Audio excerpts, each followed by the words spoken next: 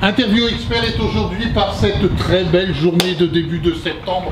Eh bien oui, du côté de l'Onne Plage en compagnie de Franck Duflou. Franck, bonjour, comment allez-vous? Très bien, bonjour à tout le monde. Alors, on commence une nouvelle saison, un temps magnifique. On ne s'attendait pas effectivement pour commencer la nouvelle saison de sable, d'avoir un temps si magnifique avec un sable entre guillemets un peu fin.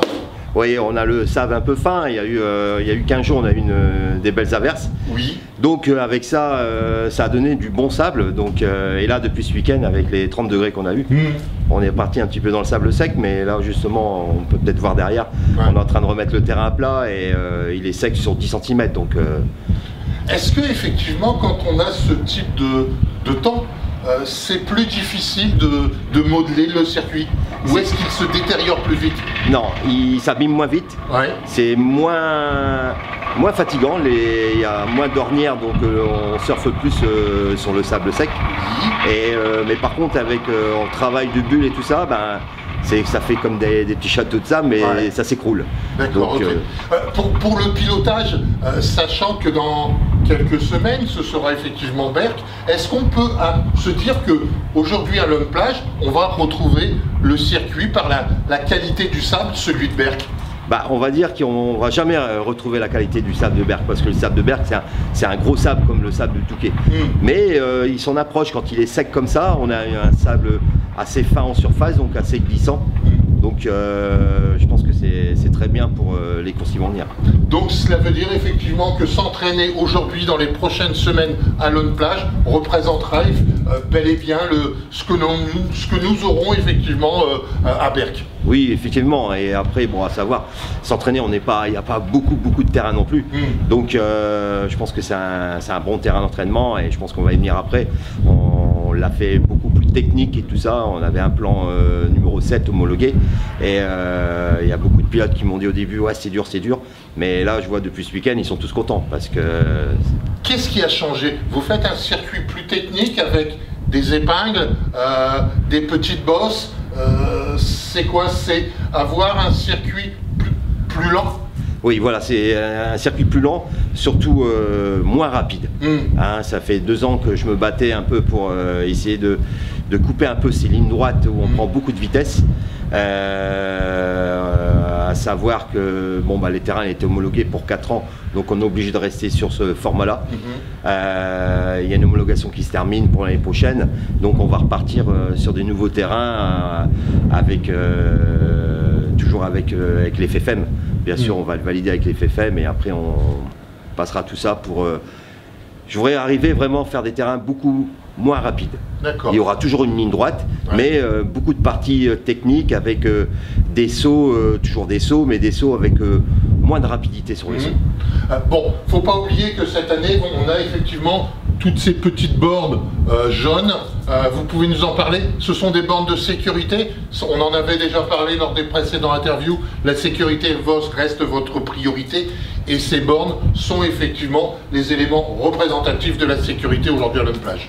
Oui, alors ces bornes-là, ça est sorti depuis 2-3 ans. On avait déjà eu une borne il y a 2-3 ans, mais c'était des bornes qui se marchaient avec des piles. Donc ça passait même pas la journée et ça marchait pas. On devait se mettre à 10 mètres avec la télécommande. Tandis que là, c'est des nouveaux modèles. Donc j'en ai eu, il y a 3 mois, j'en ai eu une à essayer. Et ça a été concluant. Donc là, on en a déjà 11. J'en ai recommandé 6 que je vais recevoir cette semaine. Donc là, aujourd'hui, on peut se permettre, parce que on va pas se cacher, le plus dur, c'est le bénévolat. Donc trouver des commissaires la semaine. Ça remplacera les commissaires? Ça remplace les commissaires. Mais justement, j'aimerais bien faire une petite parenthèse là-dessus. C'est que malheureusement, il y a des fois des chutes, bien sûr, qu'il y en a derrière. Ils sont actionnés dans la seconde près. Et j'ai pu voir qu'il y avait des pilotes qui coupaient pas du tout sur les sauts. Qui ne respectent pas. Qui respectent pas. Donc je tiens à passer ça. C'est si je tombe dessus, c'est dehors tempérament. Il n'y aura pas de oui, mais je l'ai pas vu, tout ça. Non. C'est comme si c'est un commissaire avec un drapeau. Et même beaucoup de gens sont étonnés. Beaucoup de gens viennent me dire c'est super, c'est super. On est en plein soleil, on le voit et tout ça. Donc il n'y a pas de... je reviendrai pas là-dessus. Maintenant, je vais veiller à ça. C'est que celui qui coupe pas avec le flash allumé, c'est dehors. D'accord, ok. Question petite question technique. Une borne qui s'allume, du moins un pilote qui tombe, une borne s'allume, c'est tout le circuit qui passe en jaune ou c'est uniquement un secteur? Non, c'est un secteur. Donc on a par exemple, on en a 11. Donc il y a le numéro 1, le numéro 2, le numéro 3. Et ils ont une télécommande, bien sûr, c'est actionné, c'est humain, avec un commissaire. Donc là, maintenant, on peut dire que j'en ai 2, voire 3 la semaine qui sont là pour faire marcher les 8 flash track. Et le week-end, j'ai 4 commissaires. Et avec cela, j'arrive à faire marcher 11 flash track. Et par la suite, j'en aurai 16. Donc aujourd'hui, avec 4-5 commissaires, c'est comme si qu'on a 16 commissaires. Ça veut dire systématiquement que si un flash track est allumé, derrière ce flash track, il y a quelqu'un il y a un pilote qui est arrêté, voilà, tombé. Il y a quelqu'un qui est tombé, il peut être tout près du saut, il peut être aussi à 10, 20, 30 mètres dans le virage. On prévient. Donc dès qu'on voit le flash, on a l'entraînement, voilà, on a l'entraînement, on coupe les gaz. D'accord, ok. Bon, au niveau des horaires, Franck, ça change un petit peu pour la nouvelle saison. Le lundi, on reste fermé. Oui. Le mardi, les horaires. Ben, on a inversé. En fin de compte, le mardi, c'était la journée des pros. Oui. Et la journée des pros, on était ouvert de 9h à 17h. Et on avait 5-6 pros qui venaient rouler.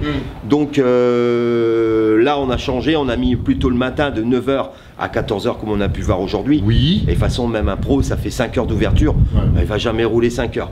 Donc après, le mercredi, du coup, on a inversé. Le mercredi, on ouvrait à midi. Et on fermait à 17h, tandis que là maintenant on ouvre à 9h et on ferme à 16h45. D'accord. Parce que y a des jeunes aussi qui n'ont pas d'école et tout ça. Comme ça fait une belle journée pour la jeunesse. D'accord, même pour les retraités c'est bien. Bien sûr. Mais en sachant aussi que c'est le mercredi, le samedi et le dimanche. Oui. Comme maintenant on a des commissaires, il faut quand même penser, ils sont là à peu près plus de 7 heures. Donc il y a une petite pause le midi, de midi et demi à 13h. Qui vont se restaurer. Est-ce que cette pause va servir effectivement, comme il y avait cette année, de pouvoir refaire le circuit le samedi entre midi et 2? Oui, alors ça sera le samedi et le dimanche quand on aura des grosses journées, 15 jours avant les courses, c'est sûr que là on a beaucoup de monde. À savoir comme aujourd'hui, le sable comme il est fin, il s'abîme, ils font des longs trous. Oui. Moi mon problème c'est que je veux pas trop de pluie. Quand il y a beaucoup de pluie, le sable il est dur et ça fait des bosses carrées.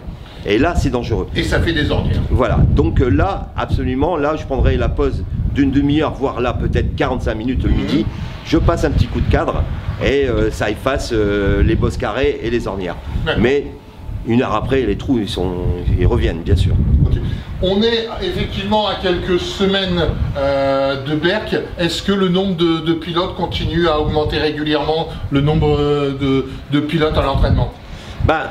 Moi j'avais l'impression qu'il y avait peut-être un petit peu moins de monde, mais quand on regarde les chiffres, je veux dire je suis à peu près, je suis pareil que l'année passée, mais ça a commencé beaucoup plus tôt. D'accord. Donc à cause des conditions climatiques peut-être, et du sable qui est plus sec.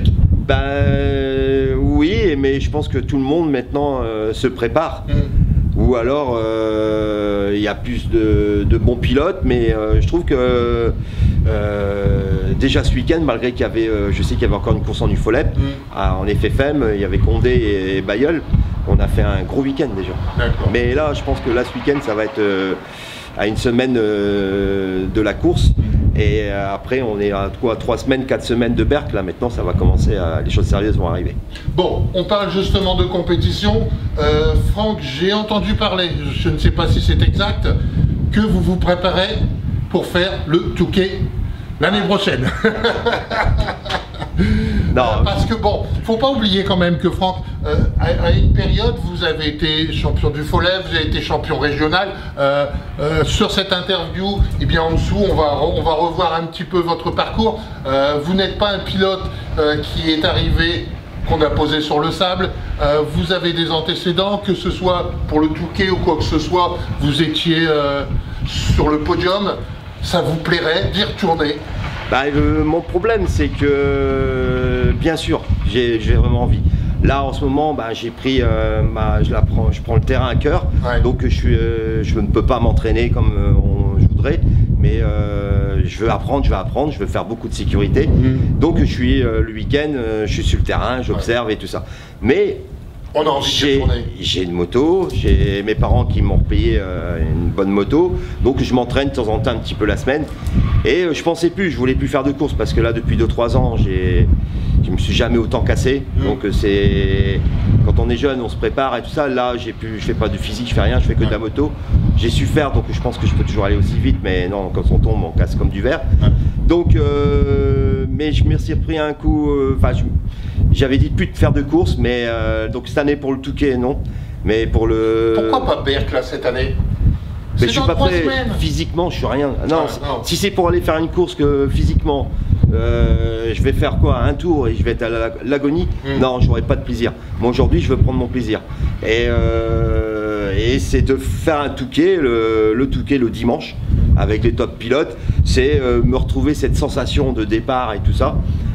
Je sais que ça va être très dur maintenant, mais j'ai envie de me prouver quelque chose encore à 55 ans.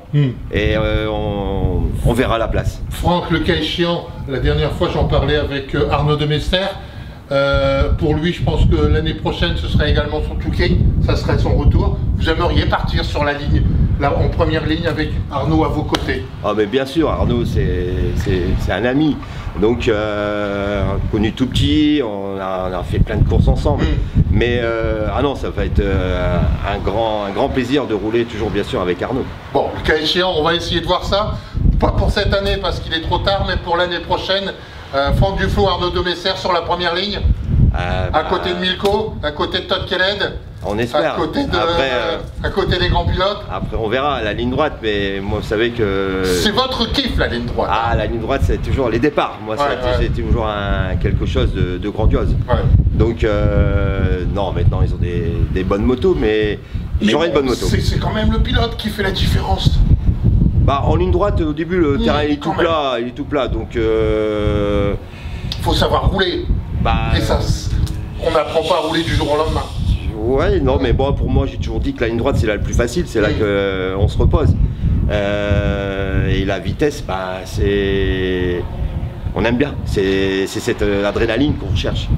Ok, donc on vous retrouve dans 2 ans avec à côté certainement d'Arnaud Demester. Je vais en parler avec Arnaud, le cas échéant. Vous aimeriez avoir quel numéro pour revenir au Touquet? Non, moi j'ai pas vraiment... Un numéro préféré que vous aviez au préalable? J'ai jamais eu trop de numéros. Arnaud, je sais que c'était le 6, j'ai eu le 6 aussi au Touquet. Le 6 et 7 allez, mais bon, non, je vais pas prendre la place des pilotes qui font leur championnat. Non, numéro qu'ils vont me donner, et bon après je ne vais pas prendre la place, je pense pas que je vais partir en première ligne, parce que étant arrêté la moto depuis 10-12 ans, mais bon, le cas échéant, je serai avec vous en deuxième ligne, allez. On va ruser, voilà, on va ruser, on sait comment ça se passe dans la rue Saint-Jean et tout ça, donc non, mais ça va aller. Bon ben voilà, en attendant effectivement Franck et Arnaud sur la deuxième ligne ou le cas échéant sur la première ligne, au Touquet, pas cette année mais l'année prochaine. Permettez-moi de vous remercier d'une part pour ce que vous faites pour les pilotes de motocross sur le terrain, les préparations, votre enthousiasme et puis toujours votre point de sécurité qui est très important aujourd'hui à Lone Plage. Merci pour ce que vous faites et puis encore 10 ans. Ouais, non, mais tu vois, c'est une passion, je regarde pas du tout, moi aujourd'hui c'est un grand plaisir. Mais j'ai un regard sur les week-ends et tout ça, c'est quand même assez stressant avec le monde qu'il y a. Mais j'y crois, on va vraiment faire un bel hiver et j'ai confiance à mes commissaires, c'est eux qui font du bon travail, surtout c'est grâce à eux. Ils ont une bonne responsabilité maintenant et je pense qu'on a fait un grand pas. Et après, ceux qui vont venir, je pense que si on peut parler là-dessus, on a avancé, on a fait des petites guettes pour les protéger du vent et de la pluie. On voit au loin, peut-être, ça fait peut-être loin, mais on a fait des choses pour les protéger parce que rester 6-7 heures dehors en plein vent, sous la pluie, c'est pas facile pour eux. Donc, je leur dis aussi un grand merci. Tout seul, je ne ferai rien. C'est donc sur ces quelques mots spécialement pour les bénévoles que je vous remercie. Et puis le cas échéant, la sécurité reste votre priorité. Et puis bienvenue à tous les pilotes à Lone Plage. Bien sûr, un grand plaisir. Merci.